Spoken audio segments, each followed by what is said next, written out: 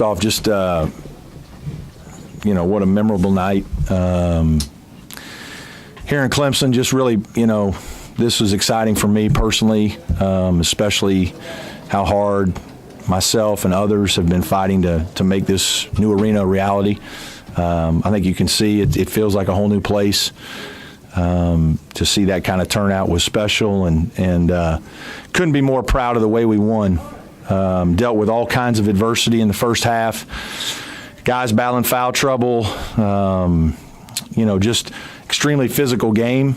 I thought our defense was the difference in the first half. I thought we just did some really good things to kind of keep them off rhythm. Made a couple adjustments.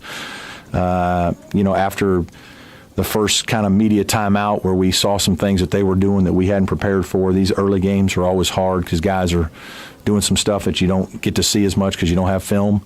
So I thought having an older team really helped in that way and being able to make some adjustments. Our guys just fought. We had, JB guarded everybody from a 1 through 5 at different times in the game. City was battling through foul trouble. Avery just, we couldn't take him out. Couldn't take him out. Needed him out there. There were just so many good performances. Gabe was great in the first half. Great to see him attack the rim, finish through contact, make big shots. Marquise was, that's what he does. He's just a basket maker. He plays the same way if we're playing outside or if there's 9,000 people in the stands. He's oblivious. He just plays with confidence and has showed his talents. And I thought kind of an unsung guy in the game was Dante Grantham, the guy to play 39 minutes, had to guard everything you can imagine. When JB got in foul trouble, he's got to guard Mayton. When he's, when City's in foul trouble, he's got to just stay out there. We can't take him out. He's exhausted. It's no wonder he didn't make any shots because we were a tired team in the second half. Mark did a good job of trying to wear us down, and we did wear down, and I thought that's when they had their run. But, again, just unbelievable credit to my guys for their competitive spirit and the way they were able to finish this game. Really special. 61-58 there. Great. Yeah. Leeds cut to 3. 7 points by Marquise. 51 for you. It wasn't anything that we didn't just run 3 straight plays for him or anything. He just can kind of go make plays. That's what he does. He's one of those guys that certainly I give a little more rope because he can be special that way. That's what he's one of those wild dogs. You got to let him hunt. You got to let him go, and he can do it. And our guys have a lot of confidence in him. And again, it's like I said earlier, he's not a guy who's worried about time, score sometimes. Now that'll be a problem every once in a while, but we need another guy that can just make plays off the bounce, and he can do that. With that three-pointer with about 2 minutes left, what was going through your head? I was a little nervous. I'm not going to lie. That was wide open. It was rhythm, but it's that whole thing of eat clock. And so I would have been to pulling it out. He didn't disappoint, though. Then he stole the ball and gave it right back to him, and all he had to do was dribble it over to the side, and we'll talk about that on Sunday. So there's one for him and one for me. But again, he played well. And the other guy is who really helped us was Legend Roberton. Legend was in there some during the defensive stops. He took a knock to the head in the second half and actually had some concussion-like symptoms, and so we couldn't put him back in at the end of the game. So we're over there juggling, and we got JB playing the 5 and Dante at the 4, and I don't know what we had. It was like we just didn't have enough guys. And Scott, I wish and probably should have played Scott a couple more minutes in the first half. I just didn't think it was fair to then try to put him in the last 6-8 minutes of a game like that. I didn't think that was fair to him. So. Thankfully, we gutted it out, and the other guys, JB was able to stay out of foul trouble down the stretch. When JB picked up that second foul about 7 minutes in, how concerned were you, and what kind of adjustments did you have to make because of that? I was very concerned, because City already had foul too. And, for a while here, we just don't have enough that way. And so we obviously had to move Dante down. We did that. Obviously that's where not having Shelton makes us then thinner in the backcourt even more.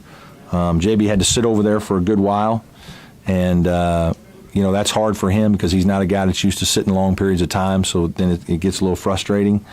But again, I thought our guys showed just really good resiliency. We got good minutes from Legend defensively, And Dante was he just was called to duty. And I thought he performed very well, especially defensively and, improving in his rebounding with 5 defensive rebounds. What was the key to limiting Frazier, especially in the first half? Just, we just tried to make catches tough, limit some catches, corral him on ball screens when we could. We knew that he and Mayton are special now.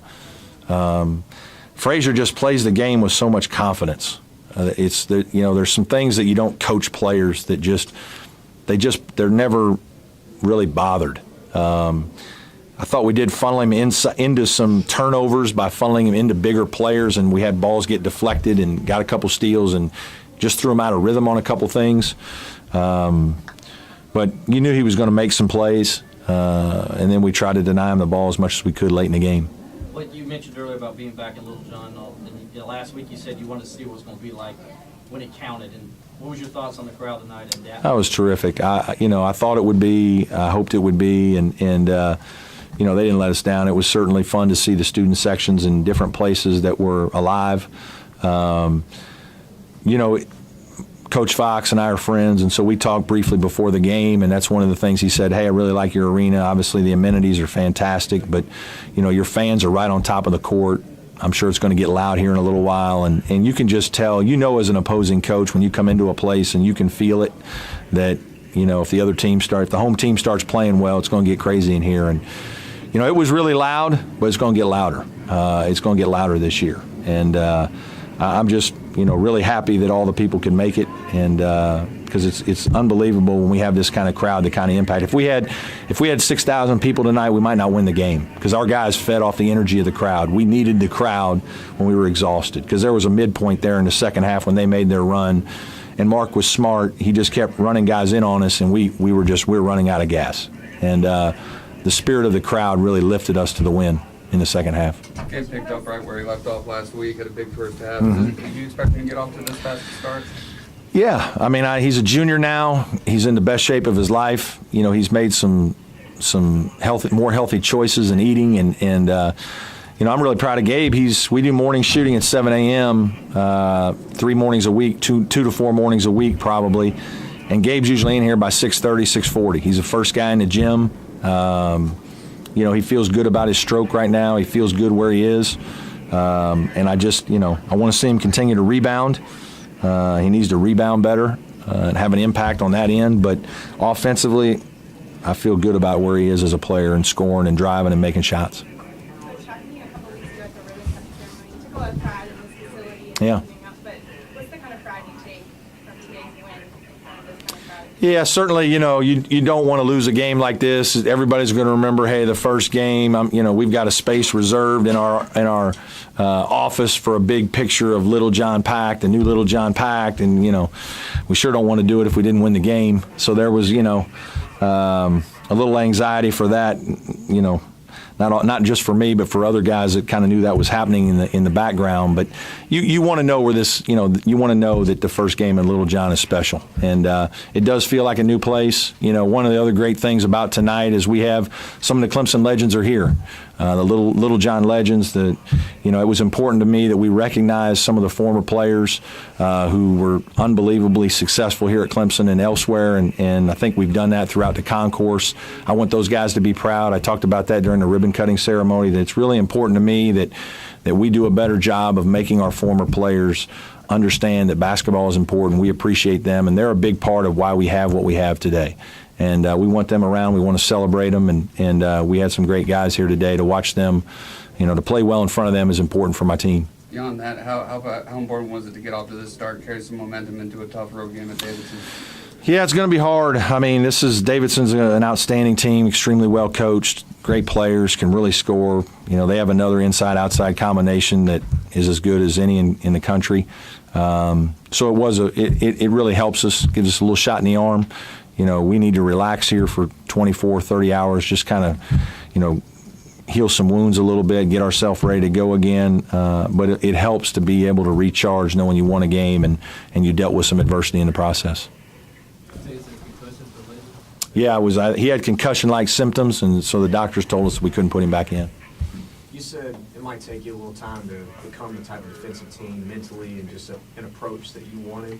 Were you pleased with this first? Yeah, I was pleased. I thought we obviously struggled to rebound the ball, and we knew that was, I told our guys that was my single greatest worry going into the game would we be able to rebound. And it's an area that we've got to really work at. But I thought in terms of following some game plan stuff, making adjustments within the game, guys playing and guarding different positions and having to guard, you spend 75% of your time in the week guarding a perimeter guy, and then you get thrown on a post guy.